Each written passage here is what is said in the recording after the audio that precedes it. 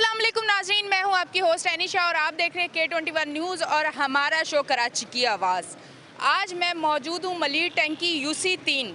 बताती चलूं कि काला बोर्ड से लेके सऊदाबाद तक ये जो रोड है, यहाँ से जितने लोग जब गुज़रते हैं तो आप यकीन जानें कि उनकी हालत बुरी हो जाती है। इतना टूट फूट का शिकार है ये रोड कि आप यकीन जानें कि इंसान यहाँ से जब भी जाते हैं, कुछ लोग हादसों का शिकार हो जाते हैं, कुछ लोग, अगर कुछ औरतें बीमार हैं तो वो यहाँ से सफ़र करती हैं और उनकी बीमारी ज़्यादा बढ़ जाती है। तो नाजरीन आए चलते हैं, यहाँ पे कुछ यहाँ के मकामी लोग हैं, उनसे हम बात करते हैं, हम उनसे पूछते हैं कि यहाँ के कितने मसाइल हैं और वो उनको किस तरह से फेस करें। तो चलते हैं।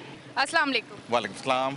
अच्छा, मुझे ये बताइएगा, ये पूरा रोड जो है काला बोर्ड से सऊदाबाद तक ये टूटा हुआ है, तो यहाँ कोई हादसे भी हुए हैं? कभी कोई हादसा देखने को मिला आपको? देखिए, हादसे होने का मतलब ये है कि हादसे एक या दो हों तो फिर बताया जाए। हादसे तो रोज़ाना की बुनियाद पे होते हैं, लेकिन इसका पुरसान हाल कुछ नहीं है। अब एक ये रोड का मसला आज का नहीं है, ये दहीना मसला है। इस मलिर वालों के लिए मैं बाज़ाते खुद इधर मॉनिटर करता हूँ। मैं इस मार्केट का सदर हूँ, शामिल सिद्दीकी मेरा नाम है। मैंने बहुत सी जगह पे इसकी एप्लीकेशंस लगाई, लेकिन अब मुझे ये बताया गया कि बाकायदा इसकी अप्रूवल हो गई है। ठीक है ना। अप्रूवल होने के साथ साथ ये जो प्रोजेक्ट है, ये 8 महीने का प्रोजेक्ट है। 8 महीने के प्रोजेक्ट में हमने जो कुछ उसके बाद झेलना है और जो कुछ झेल रहे हैं, उन सबको मिला के टोटल हम सिफर की तरफ जा रहे हैं। हमारा बिजनेस सिफर की तरफ जा रहा है, हमारे लोग सिफर की तरफ जा रहे हैं और जो हमारी आवाम है, इधर देखिए ट्रैफिक का प्रॉब्लम आपके सामने नज़र आ रहा है। ट्रैफिक किस तरह से ये पार्किंग ट्रैक बन गया, कैसे बन गया जी? ये हमारी कोताहियों की वजह से और सिंध गवर्नमेंट की नाअहली की वजह से। सिंध गवर्नमेंट की जो नाअहली है वो सब पे आया है, सबके साथ। अब इसको शेयर करने की कोई ज़रूरत नहीं। आज बच्चे बच्चे को मालूम है कि सिंध गवर्नमेंट कहाँ खड़ी हुई है और कराची को किस तरह से बर्बाद किया सिंध गवर्नमेंट ने। तो ठीक है। अच्छा, मुझे एक ये बात बताइएगा कि ये आपने कहा कि 8 महीने का है, तो 8 महीने जब ये रोड बनेगा तो आपके तो कारोबार हैं, यहाँ शॉप्स हैं, तो ये तो समझे कि ये तो 8 महीने इनके ख़राब हो जाएंगे। ठीक है। मैं यही कहना चाह रहा था कि देखिए, अभी जो हमने 1.5 साल का अर्सा हमने जो प्रॉब्लम्स क्रिएट देखी हैं और जो मजीद प्रॉब्लम क्रिएट होनी चाहिए, इसका कोई सब्स्टिट्यूट होना चाहिए। हम बाकायदा उसके साथ बैठते हैं, टेबल पे बात की हमने कि इसको एक ट्रैक को पहले बनाया जाए, एक ट्रैक को इसको फ्री छोड़ा जाए, लेकिन वो इस बात को एक्सेप्ट नहीं करते। उनका कहना ये है कि हम दोनों ट्रैक को पहले छेड़ देंगे, दोनों ट्रैक जिस तरह से पहले आगे काम हुआ उसी ट्रैक उसी प्रपोजल पर काम होगा, उससे काम होगा। लेकिन इसके बाद 8 महीने का जो हमारा सीज़न है, मजीद हम पहले लॉकडाउन में गए, लॉकडाउन से निकल के अब वापस से थोड़ी सी हम सर्वाइव करने की पोजीशन में आए, लेकिन अदरवाइज सर्वाइव करने की पोजीशन हमें मिल नहीं रही। और मलिर वालों को स्पेशली, कि मलिर वालों के साथ बहुत सारी जातियाँ हैं, कोई एक जाति। लेकिन मैंने एक बात नोट की कि जब से ये प्रॉब्लम्स आई हैं, बहुत सारे लोगों ने सियासी इशू पे तो बात की, लेकिन अवामी इशू पे बात नहीं हुई। ये अवामी इशू को पहले जो देखिए, आज हम एक नया बिल आ गया, नए बिल पे ऊपर क्योंकि लोगों के इख्तियारात जा रहे हैं, तो उस इख्तियारात के लिए तो लोगों ने आवाज़ें उठाना शुरू कर दी और लोगों ने बातें करना स्टार्ट कर दी। लेकिन कभी किसी महंगाई पे किसी ने कोई बात करने की ज़हमत नहीं की। हाँ, एक जगह मुझे जमात इस्लामी नजर आई, जो एक वाहिद जमात थी जिसने जमात इस्लामी ने ये काम करके दिखाया और मलिर वालों के साथ खड़ी हुई। ठीक है। अच्छा, इस बिल पे भी हम बात करेंगे, पर अभी नहीं, अगले सेगमेंट पे बात करेंगे। पर अभी फ़िलहाल मैं रोड पे बात करूंगी कि ये रोड पे ये इतना टूट फूट का शिकार है। हादसे भी यकीनन होते होंगे, क्योंकि बाइक वाले अगर तेज़ी में आते होंगे तो अल्लाह ना करे हादसे भी होते होंगे। उसके अलावा इस रोड की वजह से यहाँ की ट्रैफिक भी डिस्टर्ब होती होगी। और अब ये अगर ये प्रोजेक्ट बनता है, ये रोड बनता है और दोनों तरफ साइड के बनते हैं, तो ट्रैफिक का क्योंकि रिप्लेसमेंट तो लाजमी है, वरना ट्रैफिक डिस्टर्ब होगी, प्रॉब्लम होगी। यहाँ के जो काम करने वाले लोग हैं, कारोबार है यहाँ पे, वो भी डिस्टर्ब होगा। तो उसके बारे में क्या कहना चाहेंगे? अच्छा, इसमें देखिए, अमूमन जो डेवलप कंट्रीज़ होते हैं वो वहाँ पर डाइवर्जन प्लान्स देते हैं। फॉर एग्जांपल, अगर ये एक साथ काम करना चाह रहे हैं तो हमारे पैरेलल रोड जो है वो मलिर 15 का एक रोड है, वो जो ट्रैफिक पुलिस है वो एक डाइवर्जन प्लान दे सकते हैं कि जी वो ट्रैफिक को जो है वहाँ डाइवर्ट किया जाए मलिर 15 से सऊदाबाद। इसी तरह से हमारा एक मॉडल कॉलोनी, मॉडल मोड़ से एक रोड जो है वो काला बोर्ड की तरफ आता है, उसको इस्तेमाल किया जा सकता है। इसके अलावा एक पटरी के साथ हमारा एक रोड है। तो ये तो गवर्नमेंट की जो है वो पॉलिसी के मुताबिक पता चलेगा कि वो क्या डाइवर्जन प्लान लेकर आते हैं। लेकिन यहाँ आपको पता है कि सिंध हुकूमत जो है वो नाअहल तरीन हुकूमत है। वो कोई डाइवर्जन, अभी हमारा एक सऊदाबाद से लेकर 5 नंबर तक का रोड बना है, तो उसमें यही जो है वो समा था कि दोनों तरफ रोड खोद दिया था और लोग जो है वो गलियों से और दीगर रास्तों से जो है वो होकर गुजर रहे थे। तो हमारी सिंध गवर्नमेंट से और ख़ास तौर पर जो ट्रैफिक पुलिस है उनसे गुजारिश है कि कम से कम इस जो ये काला बोर्ड से लेकर सऊदाबाद तक का जो रोड है, इसके लिए वो डाइवर्जन प्लान के साथ आएँ और वो बताएं कि कहाँ से जो है वो ट्रैफिक का फ्लो होगा और कहाँ से जो है वो जो है गुजर के जाएगा। अच्छा, मुझे ये बताइएगा कि कोई भी जो हम लोग बेहतर समझते हैं और यकीनन जो इदारों में बैठे हुए हैं उनको भी इतनी सेंस होनी चाहिए, अगर नहीं है तो होनी चाहिए, कि आप कोई भी प्रोजेक्ट बनाते हैं तो वो सारा फंड आप वहाँ ना लगाएं, बल्कि बाद में उसको बिल्कुल ठीक रखने के लिए भी कुछ ना कुछ आपके पास होना चाहिए। हम पौधे लगा देते हैं, हमें नहीं पता होता बाद में वो सड़ रहे हैं, गल रहे हैं, वो टूट रहे हैं। हम रोड बना लेते हैं, उसके बाद हमें नहीं पता होता वो रोड टूट के फिर वो टूट फूट का शिकार होता है और हम मसाइल का आम मसाइल का शिकार होती है। हम अगर कोई पार्क बनाते हैं तो हम उस पार्क को बनाने के तो जो पूरा फंड है वो लगा देते हैं या फिर अपने बैंकों में रख लेते हैं, अपने पास रख लेते हैं। हम ये क्यों नहीं देखते कि किसी चीज़ को भी बनाने के बाद अगर आप प्रॉपर उसकी देखभाल नहीं करेंगे तो वो चीज़ नहीं चलेगी, वो चीज़ ख़राब हो जाएगी। कराची अगर आज टूट फूट का शिकार है, कराची का अगर ये हाल है तो उसके पीछे ये चीज़ है। लाहौर अगर आप जाके देखें तो वहाँ की सड़कें, वहाँ के अगर रास्ते में आप देखें इस तरह से दरख्त लगे हुए हैं या कोई पार्क है, वो क्यों अभी तक ठीक है, उसकी वजह यही नज़र आती है कि वो उसके लिए भी, उसकी देखभाल के लिए भी पैसा रखते हैं कि इस पे लगाते रहें ताकि चीज़ प्रॉपर सही वे में चलती रहे। क्या कहेंगे इस पे? जी देखिए, अभी जिस तरह से मैंने बात की कि अच्छे कंट्रीज़ में, मैं खुद अभी तकरीबन 12 से 13 साल सऊदी अरब में रह के आया हूँ, तो वहाँ कोई भी प्रोजेक्ट बनता है तो उसके बाद तकरीबन 2 साल तक की जो मेंटेनेंस होती है वो कॉन्ट्रैक्टर को दी जाती है। वो उस दौरान जो जितने पौधे होते हैं उसकी मेंटेनेंस करता है, उसको पानी देता है, जो टूट फूट होती है वो उसको मेंटेन कर रहा होता है। तो ये सारी चीज़ें बजट में रखी जाती हैं, एलोकेट रखी जाती हैं, ताकि पोस्ट जब ये आपका रोड स्टार्ट हो जाए तो 2 साल तक की जो है वो जिम्मेदारी कॉन्ट्रैक्टर को दी जाती है। तो अभी जो वर्ल्ड बैंक ने जो अभी रोड बनाया है उसमें इन्होंने ये प्रोविज़न रखा है कि जो पौधे हैं उसकी बाकायदा जो कॉन्ट्रैक्टर है उसने अपना एक मरकज़ कायम किया हुआ है, वहाँ से वो रोज़ाना सुबह पानी देते हैं। तो ये एक बेहतरी की तरफ कदम है, गवर्नमेंट इस तरफ सोच रही है कि जो है वो इसको मेंटेन करे। और ख़ास तौर पे जब ये प्रोजेक्ट स्टार्ट होगा तो मुझे उम्मीद ये है कि यहाँ पर भी जो है वो गवर्नमेंट जो है वो इसको मेंटेन करेगी। जहाँ तक बात की आपने लाहौर की, तो असल मसला ये होता है कि गवर्नमेंट की ओनरशिप, यानी वो अगर लाहौर मुस्लिम लीग नून ने वहाँ पर अगर काम किया तो उसने उसको अपना शहर समझते हुए उसको ओन किया और ओन करने के बाद जो है वो जितना भी बजट हो सकता था वो मैक्सिमम यूटिलाइज़ किया। लेकिन हमारे यहाँ मसला ये है कि जो यहाँ से लोग मुंतखब होते हैं वो इसकी ओनरशिप नहीं लेते। ओनरशिप इस सेंस में कि जी अगर यहाँ पहले जो है वो मुत्तहदा कौमी मूवमेंट बरसर इक़्तिदार थी तो उन्होंने कभी ये नहीं कहा कि जी ये हम इसको ओन करते हैं और इसके लिए एफर्ट्स करेंगे, और कभी कुछ इस तरह के मुतालबात रखें कि जी एक हड़ताल जो है वो हम पब्लिक के लिए कर रहे हैं, एक हड़ताल हम काला बोर्ड से सऊदाबाद तक रोड के लिए कर रहे हैं। इस तरह के इशूज़ पे कभी हड़तालें हमें नहीं। क्या बात है, ये इन्होंने इतनी खूबसूरत बात की है कि आवाम के लिए कभी हड़ताल नहीं रखी गई, और ये बहुत खूबसूरत बात है। आवाम को समझना चाहिए कि जो लोग आपके लिए कोई हड़ताल या कोई आवाज़ नहीं उठा सकते वो लोग आपके लिए आगे क्या काम करेंगे। अपने मकासद के लिए तो हड़तालें होती हैं पर आवाम के काम के लिए कभी नहीं होती। आपने बहुत खूबसूरत बात की, और क्या कहना चाहेंगे? जी, तो असल बात यही है, जिस तरह से मैंने बताया कि जो यहाँ के मुंतखब अफराद थे, जब तक हम ओनरशिप नहीं लेंगे तब तक मसाइल हल नहीं होंगे। देखिए पूरा कराची इस वक्त मैक्सिमम जो अफराद हैं यहाँ पर वो उर्दू स्पीकिंग है, लेकिन आप देखिए जिस तरह से वहाँ पे लोगों ने काम किया। हमारी जमात इस्लामी ख़ास तौर पे जो है वो इस वक्त हाफिज़ नईमुर रहमान साहब की क़यादत में जो है वो कराची के इशूज़ पे बात कर रही है। इसमें जो अभी जो बुनियादी मसला आया हुआ है वो सिंध में जो बल्दियाती जो इन्होंने बिल पेश किया है कि जिसमें इनके जो मैक्सिमम जो बल्दियाती इदारे थे उनके भी तमाम हुकूक को जो है वो समेट कर वो उन्होंने अपने अंदर कर लिया है। यानी जितने भी टैक्स जमा करने के इदारे थे कि जहाँ से कुछ इनकम होती थी बल्दियाती हुकूमतों को, वो भी उन्होंने अपने हाथ में ले ली है।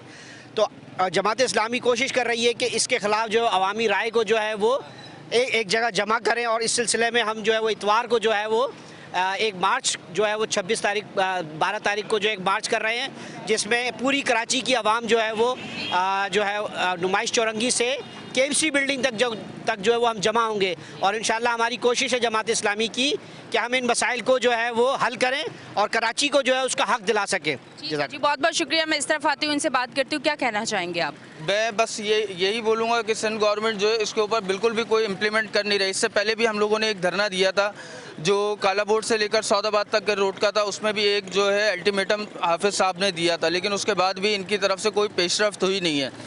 तो ये उसी की कड़ी है, लोग एहतजाज करते हैं, एक्सीडेंट होते हैं, लेकिन सिंध गवर्नमेंट के ऊपर इसका कोई ख़ास असर नहीं है। लोगों की जान जाए, लोगों का माल जाए, लोगों की गाड़ियां ख़राब हो रही हैं, कारोबार तबाह हो रहे हैं, लेकिन उससे सिंध गवर्नमेंट को कोई सरोकार नहीं। सिंध गवर्नमेंट सिर्फ कराची से टैक्स ले रही है और अपने बैंकों में डाल रही है, अपनी जेबें भर रही है। उनके बच्चे कराची में नहीं होते, वो सारे के सारे बाहर होते हैं। हम लोग जो हमारे अवाम है, नीचे तबका है, ताजिर है, वो सब यहीं पर ही हम लोग सर्वाइव कर रहे हैं। किस तरीके से सर्वाइव कर रहे हैं ये हम लोग जानते हैं। मलीर का खाली ये सड़क का इशू, ये बहुत बड़ा इशू है जिस पे आप खड़े हुए हैं, लेकिन इसके अलावा पानी का बहुत बड़ा इशू है जो 30 साल से यहाँ पर पानी की अदम फराहमी है। वाटर बोर्ड का जो अमला है वो पानी सही तरीके से प्रोवाइड नहीं कर पाता। कितने अरसे से आपने कहा? तकरीबन ये 30 साल हो गए, बहुत सारे इलाकों में 15 साल हो गए, कुछ इलाकों में 30 साल मैक्सिमम ये अरसा हो चुका है। तो पानी के इश्यूज़ मलीर को हर तरीके से पीछे किया गया है। अच्छा ये बताइए, ये इतने अरसे से 15 साल और 30 साल से वाटर बोर्ड अगर आपको पानी नहीं दे रहा तो वाटर बोर्ड जाना हुआ, आप गए, बात की, क्या कुछ वहाँ से कोई जवाब मिला या नहीं मिला? बस वो वाटर बोर्ड जाते हैं, हमारे जैसे ओहदेदारान है जमात इस्लामी के, वो वाटर बोर्ड जाते हैं तो वहाँ से लारे लप्पे ही मिलते हैं कि हम ये काम को इस तरह कर देंगे, हम इस तरह कर देंगे। यहाँ तक कि वो कहते हैं कि आप हमें निशानदेही करें कि हम प्लेट हटा देंगे। तो ये निशानदेही करना हमारा काम थोड़ी है। तमाम मैप्स आपके पास हैं, तमाम चीज़ें आपके पास हैं, आप खुद निशानदेही करें, उसको खुद हटाएं। आप तो बल्कि आवाम से ही हेल्प मांग रहे हैं। जब चीज़ें आपके पास तमाम मौजूद हैं तो आप खुद क्यों नहीं कर रहे? इनमें विल नहीं है करने की, इनको सिर्फ पैसा चाहिए जो अपने बैंक अकाउंट्स में इनको भरना है। अच्छा जी, इन्होंने कहा जब वहाँ जाते हैं तो वो कहते हैं निशानदेही कर दें तो हम प्लेट्स हटा देंगे। तो ये आवाम का काम नहीं है, ये उनका काम है और उनको पता है कि कहाँ से हटाना है और भरपूर पता है उनको। जब ये पता है कि कहाँ पानी पैसे हमें मिल रहे हैं और वहाँ तक हमें पानी पहुँचाना है तो वहाँ पर वो पहुँचा देते हैं बिल्कुल तरीके से और टाइम पे। तो यहाँ पे पानी क्यों नहीं पहुँच रहा, इनसे मदद क्यों मांग रहे हैं? काम आपका है, काम आपको करना पड़ेगा। लेते हैं एक छोटी सी ब्रेक, मिलते हैं ब्रेक के बाद।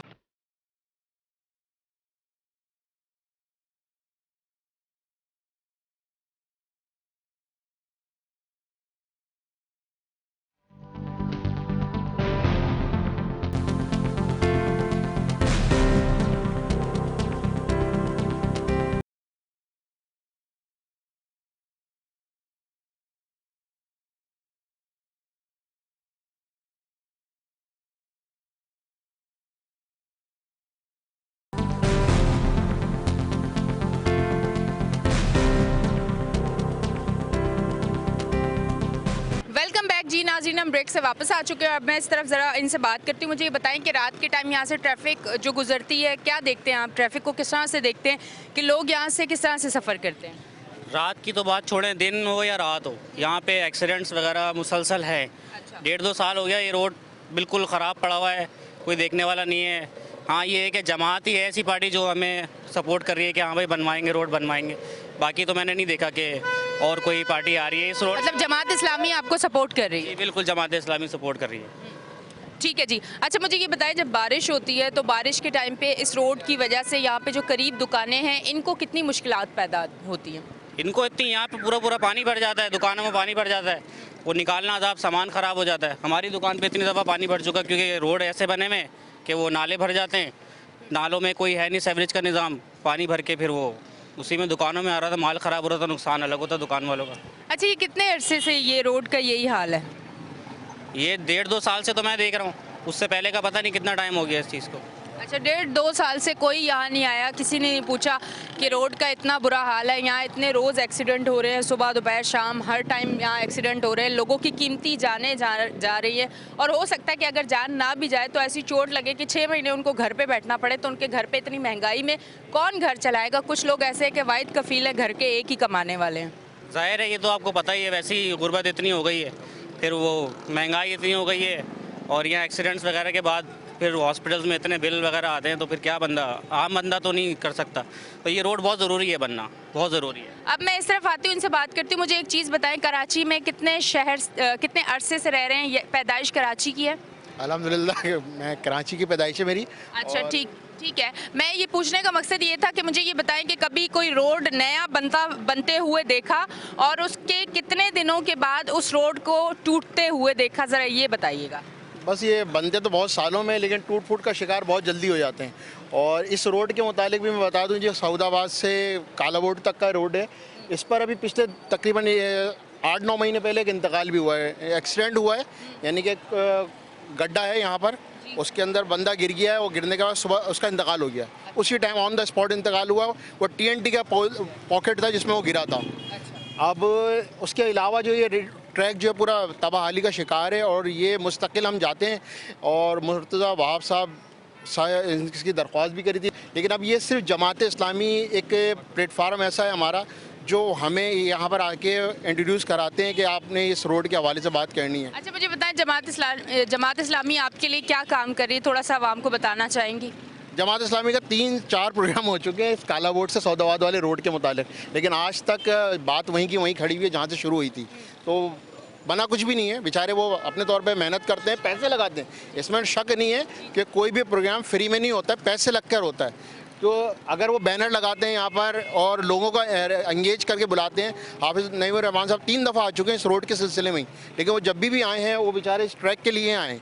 लेकिन वो हाल वहीं का वहीं है कि सिंध गवर्नमेंट के ऊपर जो है ना, कान के ऊपर जू नहीं रिंग थी, वो वहीं के वहीं सुन रहे हैं। अभी बहरहाल अभी मुस्तकिल तौर पे यही मसले मसाइल हैं। ठीक है जी, मैं इस तरफ आती हूँ, इनसे बात करती हूँ। मुझे ये बताएं कि कुछ लोगों को डस्ट एलर्जी होती है और इतनी डस्ट है क्योंकि ये रोड टूटा हुआ है, जब गाड़ी जाती है तो या हवा चलती है तो वो मट्टी उड़ती है, तो सांस का मर्ज़ भी हो सकता है, कुछ लोग इन्फेक्शन भी कुछ लोगों को हो सकता है। उस हवाले से बताएं कि सेहत जो है इस डस्ट की वजह से कितनी ख़राब हो रही है। अब देखें मसला ये डस्ट का जो मामला है, डस्ट तो तमाम दुकानदार जो बैठे हुए ना दुकान शॉप्स पे, अब वो शॉपकीपर है, वो सुबह रोज़ाना पता नहीं कितनी डस्ट अपनी नाक के ज़रिए और सांस के ज़रिए लेके अपने घर जाते हैं।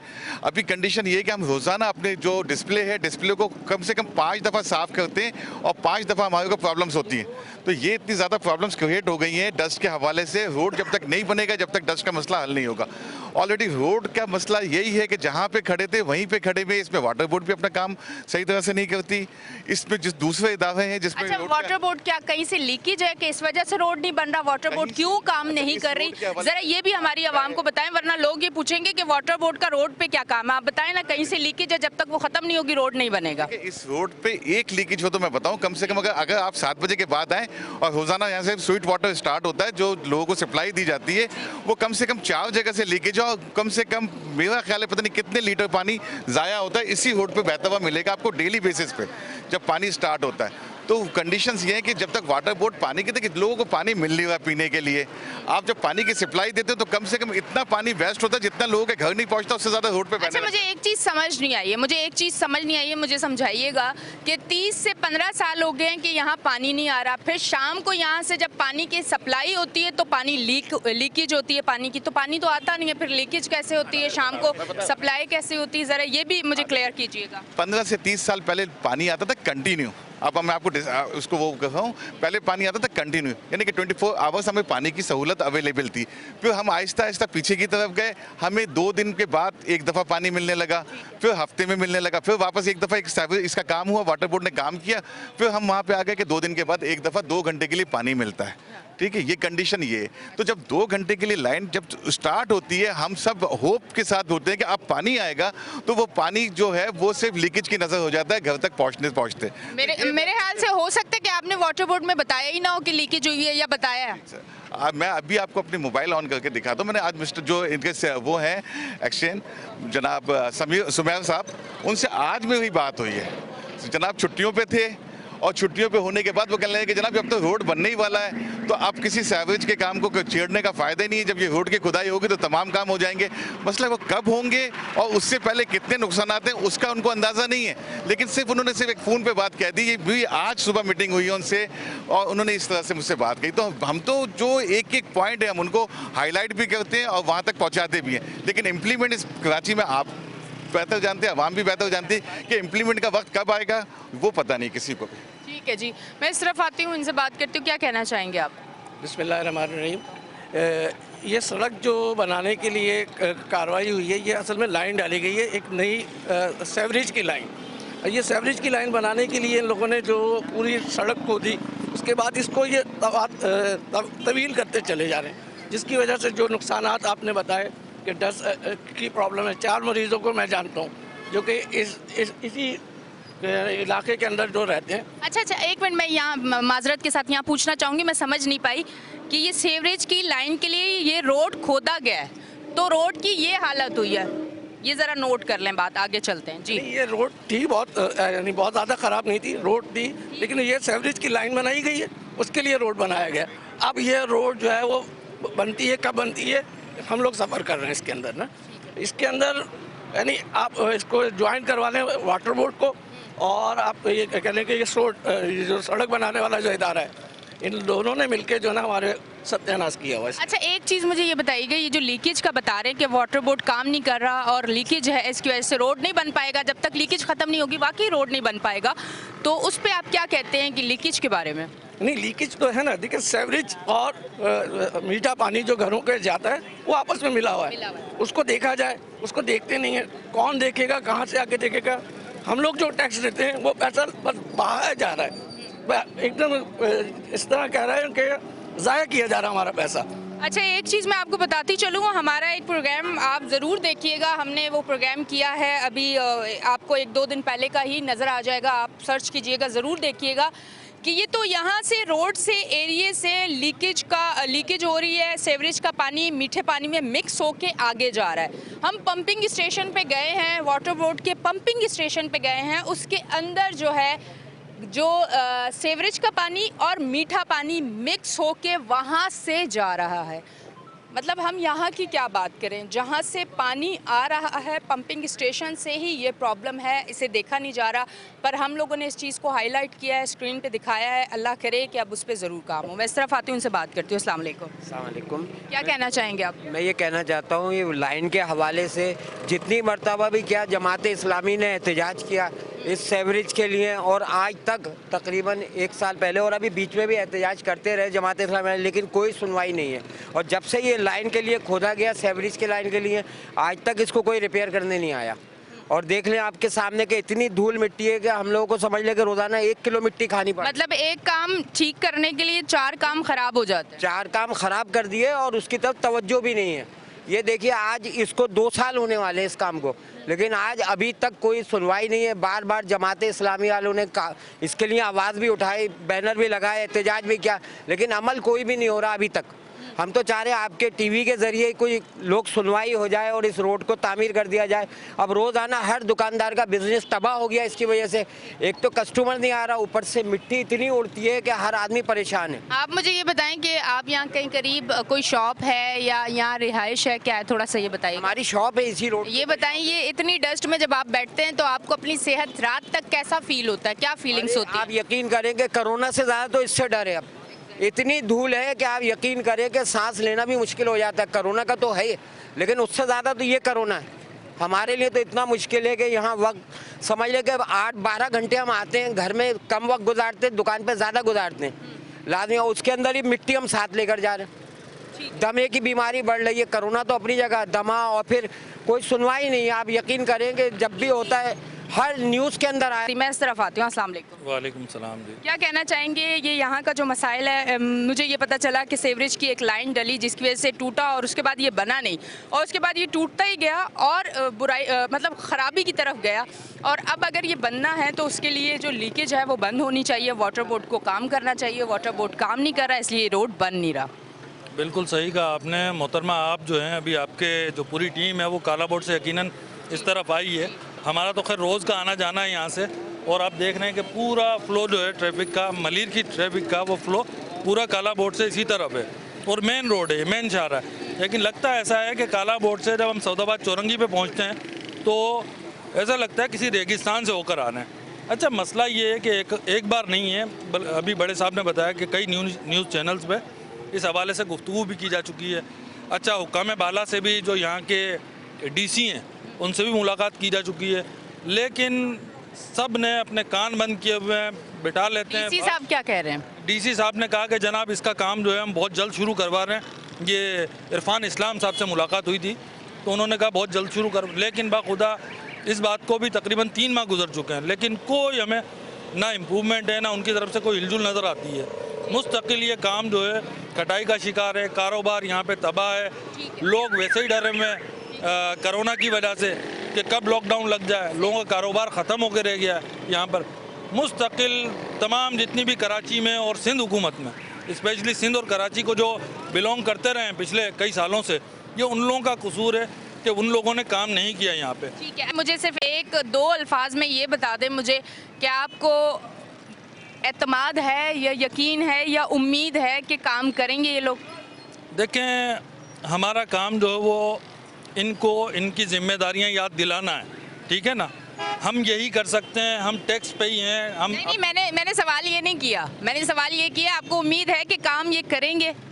इनके खिलाफ अगर हाँ एहतजाज इसी अंदाज में जारी रहा, टीवी चैनल्स पे और सड़कों पे निकल के अगर हमने एहतजाज किया, तो मुझे उम्मीद है अल्लाह की ज़ात से कि ज़रूर इनका, ये तो मैं नहीं वो अल्फाज इस्तेमाल करना चाहता इनके लिए जो जिसमें शिद्दत आए, लेकिन इनको करना चाहिए, इन्हीं की जिम्मेदारी, और इंशाल्लाह ताला इनसे हम करवाएंगे काम। ठीक है जी, बहुत बहुत शुक्रिया। लेते हैं एक छोटी सी ब्रेक, मिलते हैं ब्रेक के बाद।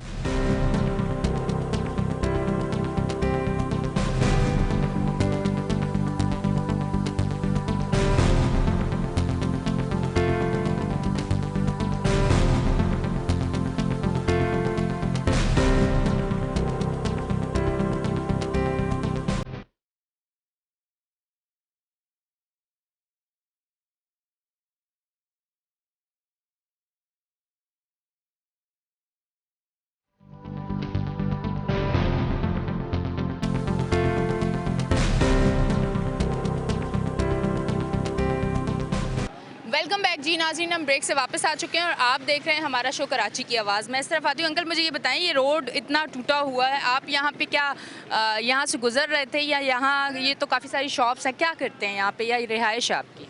यहाँ पर मेरी रिहाइश है। अच्छा, मतलब कह रहे हैं रोड जब से खोद के गए, बना के नहीं गए, आखिर लोगों को इतनी परेशानी होती है, कोई तवज्जो तो दी जाए ना। बस ये है वो खोद के चले गए, अपने कोई परवाह नहीं है। लोग को चूँकि गाड़ियाँ गिर रही हैं, कोई बच्चे गिर रहा, बहुत परेशानी है लोगों को। अच्छा, फैमिलीज़ भी, औरतें भी, बच्चे भी जाते हैं, उनको भी बड़ी मुश्किल होती है? परेशानी है, आप खुद देख रही हैं आंखों से क्या हाल हो रहा है। जब यहाँ से वहाँ तक काले बोर्ड से लेके जाता है, ये हाल है रोडों का। कोई बारिश में क्या होता है इस रोड का हाल? होता है बस ये, हमें कश्तियाँ चलानी पड़ती हैं, बस ये होता है। भरा हुआ होता है पानी सारा, रास्ते बंद हो जाते हैं। ठीक है जी, इनका यही कहना है कि रोड की वजह से बहुत ज़्यादा मुश्किलात हो रही है, इस रोड को बनना चाहिए। मैं सिर्फ आती हूँ, इनसे बात करती हूँ। आप क्या कहना चाहते हैं? मैं बल्दियाती एक्ट के हवाले से बात करना चाहूँगा कि ये जो अभी नया कानून पास हुआ है, ये दरअसल कराची वालों के पास बहुत बड़ा जुल्म है, क्योंकि जो कराची सिटी डिस्ट्रिक्ट गवर्नमेंट के जो बचे कुछ इख्तियार थे, एक तो 2013 में पहले ही वो सारे सल्ब हो गए थे। जो मुशर्रफ के दौर में जो टाउन सिस्टम था, उस वक्त लोकल गवर्नमेंट को इम्पावर किया गया था, उसको सारा 2013 में रिवर्स कर दिया। जो बचे कुछ जो बकिया इख्तियार थे, वो इस एक्ट के ज़रिए बिल्कुल ही ख़त्म कर दिए। यानी कि अब जो है वो छोटी डिस्पेंसरियाँ, स्कूल, ये सारे जो है ना इख्तियार ख़त्म कर दिए। और अब यानी कि कराची के अवाम के अंदर एक एहसास महरूमी पैदा हो रहा है, जिसके नतीजे के अंदर एक हम पहले एहसास महरूमी भुगत रहे हैं बलूचिस्तान में, अब वही कंडीशन आप कराची में ला रहे हैं कि उस यहाँ के लोगों को आप बिल्कुल इक़्तिदार से आउट कर दिया आपने ना। सूबे सिंध में कराची की अवाम एक अक़लियत की हैसियत से यहाँ लोग रहते हैं। जो कराची की हुकूमत है, उसको भी इख्तियार आप टोटल सिंध के पास चले गए। ये तो एक बड़ी नाजायज़ चीज़ की गई है। ठीक है, अच्छा जी, मैं सिर्फ आती हूँ, मैं इनसे बात करती हूँ। और आप क्या कहना चाहेंगे, बल्दियात के बिल के हवाले से बात करना चाहेंगे? बिस्मिल्लाहिर्रहमानिर्रहीम। पहले तो मैं आप तमाम लोगों का शुक्रिया अदा करूँगा कि आपकी टीम बड़ी मुश्किल गुजार रास्ते से यहाँ आई है और यहाँ पहुँची है। और मैं देखता हूँ कि आपकी टीम हर जगह अवामी मसाइल पर पहुँची भी होती है। तो आपकी टीम का बहुत बहुत शुक्रिया कि आप लोग यहाँ आए। बल्दियाती बिल के हवाले से तमाम लोग कह चुके हैं, मैं भी आपसे यही कहूँगा कि आपने जागीरदारी निज़ाम को मजबूत कर दिया। इस बल्दियाती निज़ाम इस बिल के ज़रिए आपने जागीरदारों को, वैसे ही कराची पे कब्ज़ा था, जब पूरे सिंध पे तो जागीरदारों का कब्ज़ा है। अभी जो जगह जगह बैनर लगे हुए कि दही सिंध और शहरी सिंध, असल दही सिंध और शहरी सिंध का मसला है ही नहीं। ये तो पैदा किया जा रहा है, लोगों में तफरीक पैदा की जा रही है। दही सिंध का रहने वाला भी इतना ही मजलूम है जितना शहरी सिंध का मजलूम है, बल्कि दही सिंध का और ज़्यादा मजलूम है। उनके हाथ देखिए, टट्टर से आगे निकल जाए, पाँव में चप्पलें नहीं होती उनके। दही सिंध का मसला और शहरी सिंध का मसला है ही नहीं। जगह जगह बैनर लगा दिए गए लोगों में तफरीक पैदा करने के लिए, और जो क़ुव्वतें हैं जो तफरीक पैदा करवाती हैं वो खुश हैं कि आप तफरीक पैदा कर रहे हैं। बल्कि हुआ ये, बल्कि ये जागीरदारी निज़ाम मजबूत हो गया है। उसने जहाँ दही सिंध पर कब्ज़ा किया हुआ था, दही सिंध पर, वहाँ शहरी सिंध पर भी उसका कब्ज़ा कर लिया है, काबिज़ हो गई है वो। हल ये थोड़े आप देखिए 2013 में जो निज़ाम आया था वो भी लगड़ा लो निज़ाम था। वो निज़ाम लाने वाले भी शहरी और दही थे, दोनों मिलके थे। जो आज बैनर लगा रहे हैं दही सिंध और शहरी सिंध, वही इस निज़ाम को लेकर आए थे। इरशादुल इल्बास साहब ने ही इस पर साइन किए थे, इस बिल पर, जो ये बिल मंजूर हुआ था। आज वो लगड़ा लो निज़ाम वो था, जो थोड़ी बहुत इसमें पावर थी वो भी इस नए बिल के जरिए ख़त्म कर दी गई है। यानी जितनी रेवेन्यू कराची की है। ये बिल पास हो चुका है? बिल पास हो चुका नहीं, पास ही हुआ है, बिल पास ही हुआ, क्योंकि इस पर अभी गवर्नर ने साइन नहीं किए हैं। अभी ये बिल पास नहीं हुआ है, गवर्नर ने साइन नहीं किए। अगर गवर्नर साइन कर देता है तो कराची की जो थोड़ी बहुत रेवेन्यू जिससे जनरेट करते थे कराची की बल्दिया, वो भी इन्होंने अपने पास ले ली है। यानी आप देखें कि पूरे सिंध को पालने वाला कराची है। मैं ये पालने वाली बात अल्लाह की है, लेकिन जो इन टर्म ऑफ मैशत कहा जाएगा, कराची की 91% सिंध का जो रेवेन्यू है वो जनरेट होता है कराची से। वो कराची को 9% भी नहीं मिलता। कराची पे अगर 9% भी लगा दें तो कराची का नक्शा बदल जाएगा। बल्कि जो कराची के अंदर अब रेवेन्यू छोटे मोटी आमदनी के ज़राए थे बल्दिया के पास के डेथ बर्थ सर्टिफिकेट के और दूसरे वो भी उन्होंने अपने कब्जे में ले लिए हैं। इससे पहले मैं आपसे एक चीज़ सिर्फ यहाँ पूछना चाहूँगी कि अगर ये बिल पास हो जाता है तो आप आगे क्या देख रहे हैं कि फिर कराची की क्या सूरत हाल होगी? कराची की सूरत हाल ये होगी, वो जो स्वीपर होते हैं उनका यहाँ के चेयरमैन मुंतखब होकर आएगा, वो स्वीपर का निगरान होगा। मतलब उनका फिर यही काम रह जाएगा। दूसरी बड़ी जुल्म ये किया गया है कि इन्होंने यहाँ पर जो यूनियन कमेटी बनाई है वो 45 से 75 हज़ार रुपये बनाई है कराची की, और जो दही की बनाई है वो 25 हज़ार रुपये बनाई है। अब आप 75 हज़ार रुपये एक यूनियन कमेटी बनेगी तो और आपका साइज़ कम हो जाएगा ना, कराची नुमाइंदगी और कम हो जाएगी बल्दिया की। आप ये हर तरह का जुल्म कर रहे हैं कराची के ऊपर और हर तरह के मदद लूट रहे हैं, और अच्छा ये कर रहे हैं जागीरदार। ये दही सिंध और शहरी सिंध का मसला नहीं है। दही सिंध के लोग भी हमसे ज़्यादा मजलूम हैं, उनके पाँव में चप्पलें नहीं होती हैं। मसला दही सिंध और शहरी सिंध का नहीं है, मसला जागीरदार निज़ाम का है। वो निज़ाम मजबूत हो रहा है, अपनी जड़ें पकड़ रहा है, और उनकी निज़ाम को मजबूत करने के लिए इस शहरी सिंध के लोगों ने इनको मजबूत किया है।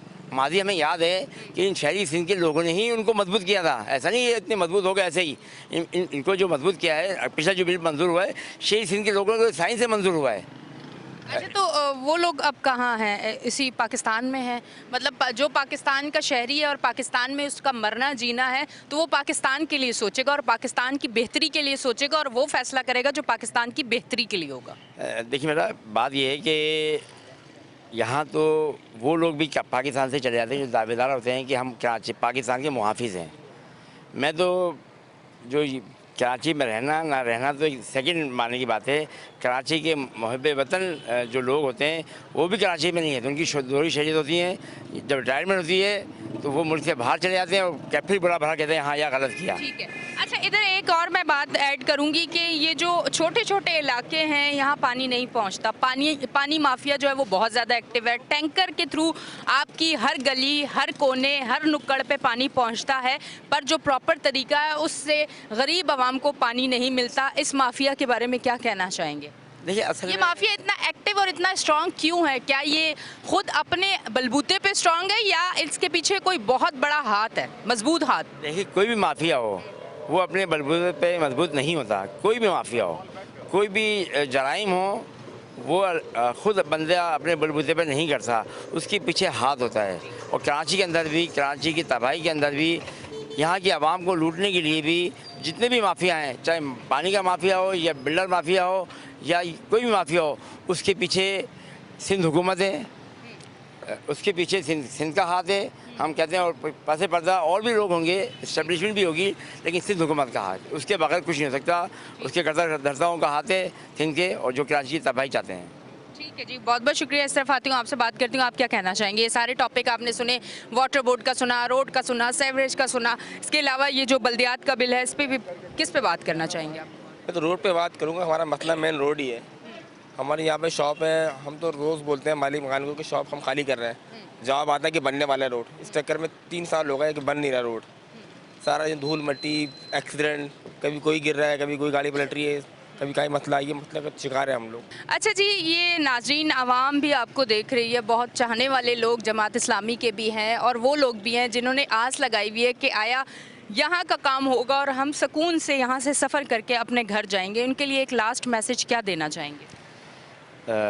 बेटा मैं ये कहना चाहूँगा, पहले तो आपका शुक्रिया अदा करूँगा आपके चैनल का, और पहले भी मैंने आपसे कहा कि आपका चैनल जगह जगह पहुँच रहा है और अवामी इश्यूज़ को हाईलाइट कर रहा है, और ये आपकी हिम्मत है, वरना इन जगहों पर आना आसान काम नहीं है। अच्छा, मैं लोगों से को एक मैसेज देना चाहूँगा कि इस वक्त देखें पूरे कराची की जो सूरत हाल है, इसमें आपकी जज्बात की और आपके इशूज़ की तर्जुमानी हाफिज़ नईम रहमान कर रहे हैं। कोई भी इशू हो, यानी इवन कि वो सुप्रीम कोर्ट में पेश हो गए और दाखिल हो गए उसके अंदर, आपके लिए आप असल क़यादत पहचाने। इन लोगों को भूल जाएं कि जिन लोगों ने मौके महल से जो है ना, मौके महल पर आकर जो है ना आपको दही सिंध और शाही सिंध के अंदर तकसीम किया, और दोनों मिले हुए होते हैं, वो सब दही सिंध वाले ही मिले हुए और शाही सिंध भी मिला हुआ है। इनको पहचाने और असल लोगों को पहचाने जो इस कराची के खैर ख्वाह हैं, जो इस कराची तरक्की चाहते हैं और जो इस कराची तरक्की कर सकते हैं। हमने डिलीवर किया है 2 मरतबा पहले भी, अब्दुल सत्तार अखबानी के दौर में भी हमने डिलीवर करके दिखाया है लोगों को, और नेमतुल्लाह साहब के दौर में भी हमने डिलीवर किया है, और हमने दिखाया कि रोशन शहर कैसा होता है, और आइंदा भी डिलीवर कर सकते हैं। लोगों का काम है कि असल लोगों को पहचानें। जी बहुत बहुत शुक्रिया जी। नाज़रीन आप देख रहे थे हमारा शो K21 न्यूज़ चैनल पे कराची की आवाज़। कराची की आवाज़ और K21 न्यूज़ का हमेशा यही मकसद रहा है कि उन इलाकों में, जिन इलाकों में कोई जा ना सके, जिनकी आवाज़ कोई बन ना सके, जिनके मसाइल कोई दिखा ना सके, उनके मसाइल उनकी आवाज़ बन के K21 न्यूज़ पे कराची की आवाज़ हमेशा आपके साथ रहेगी, और ये जब तक मसाइल हल नहीं होंगे कराची की आवाज़ इसी तरह इनके साथ रहेगी। अब तक के लिए इतना ही। अपनी होस्ट एनी शाह को दे इजाज़त, फिर मिलेंगे। अल्लाह हाफ़िज़।